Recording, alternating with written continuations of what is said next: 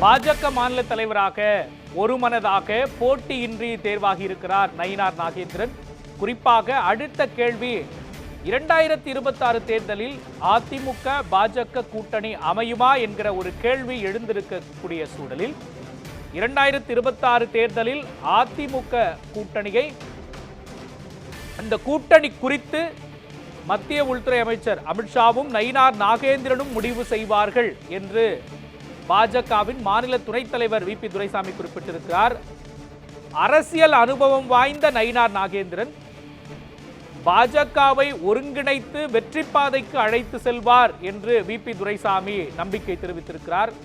அனைவரையும் அனுசரித்து போவார் நயினார் நாகேந்திரன் என்றும் அவர் குறிப்பிட்டிருக்கிறார். அதிமுகவில் இருந்த பொழுது தமிழ்நாடு அரசியலில் முக்கிய நபராக விளங்கியவர் நயினார் நாகேந்திரன். அமைச்சராகவும் அவர் பதவி வகித்திருக்கிறார். தென் மாவட்டத்திலிருந்து பாஜக மாநில தலைவராகிறார் நயினார் நாகேந்திரன் என்பது குறிப்பிடத்தக்கது.